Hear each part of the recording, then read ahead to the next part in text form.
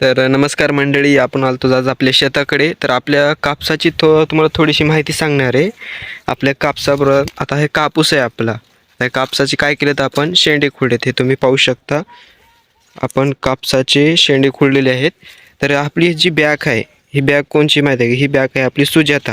ही Sujata bag आहे. चला आपल्या बॅगचे आपल्याला काय पाठवतो तुम्हाला बोंड थोडेसे दाखवतो, म्हणजे सुजाता बॅगला किती आपल्याला उतार आला आहे.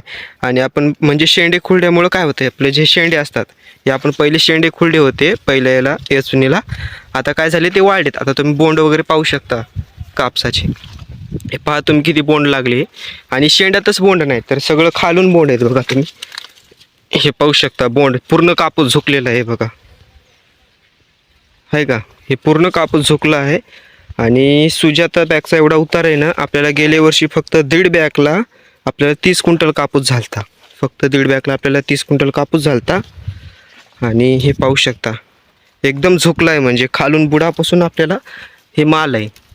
तरी यंदा जास्त पाऊस काळ झाल्यामुळे थोडी बोंड वगैरे थोडे नासून गेलेले आहेत.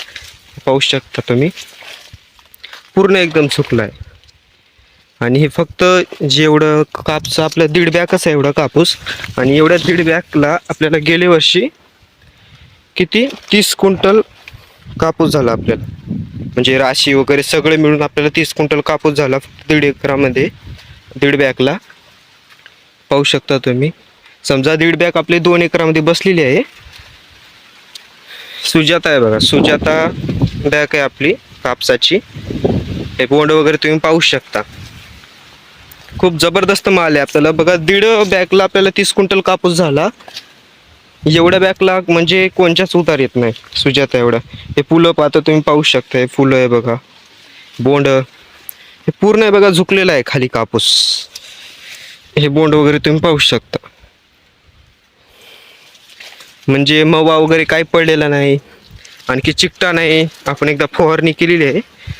आता पहिल्या राशीचा कापूस आपण वेचला आहे. आता हे दुसरं आहे. राशीचा कापूस जे पहिला आपण विकला ते झाला 20 क्विंटल. आणखी याच्यामध्ये आणखी 15-18 क्विंटल निघू शकतो. फुलं पाहता तुम्ही पाहू शकता, बोंड वगैरे. आपल्याला काय करायचं आहे, जर कापसाला जास्त बोंड वगैरे द्यायचे असले ना, तर वरले शेंडे खुडायचे काम आहे आपल्याला. फक्त जे आपले शेंडे असतात, जेव्हा आपण कापूस लावतो आणि जेव्हा डोसका एवढाला होतो तेव्हा काय करायचं, त्यांचे शेंडे खुडायचे. आता हे समजा हा शेंडा आहे, हा शेंडा आहे समजा उदाहरणार्थ, तर आपल्याला काय करायचं, असं आहे बोटानं खोडून टाकायचा आहे शेंडा. हे असे खोडून टाकायचे शेंडे. तर शेंडे म्हणजे शेंडे खुडल्यानंतर काय होतं माहिती आहे का, पूर्ण झाडाची वाढ होत नाही. मग पूर्ण जर झाड वाढलं तर पुढे चढून आपलं नुकसान आहे, कारण की वरी झाडाला बोंड लागतात आणि ते मोडून जातात. मग त्यामुळे काय करायचं, शेंडे जर खुडले तर खालीच माल लागतो जास्त, आणि त्याची पण हे होत नाही बघा. हे पाहू शकता, याचा आता शेंडा खुडलेला आहे. बोंड वगैरे तुम्ही पाहू शकता. सुजाता कंपनीची आपली बॅग आहे. आपण कमी प्रमोशन वगैरे करणं काही. पाहू शकता तुम्ही बोंड एकदम खूप बोंड आहे आपल्या कापसाला भारी. याला भिजवलं एकदा. पाहू शकता आपला कापूस खूप बोंड आहे, खूप. आणि हिरवागार कळा आहे बघा, काळीझर कळा आहे. हे पहा बोंड तुम्ही, पातळ फुलं बोंड पाहू शकता तुम्ही. नंबर 1 बॅग आहे सुजाता कंपनीची. आपल्याला दीड बॅगला गेल्या वर्षी 30 क्विंटल कापूस झाला, आणि आता जे झाला राशीचा ते 20 क्विंटल झाला आहे. आणि आणखी 18-17 किंवा 15-18 क्विंटल निघू शकतो. पाहू शकता.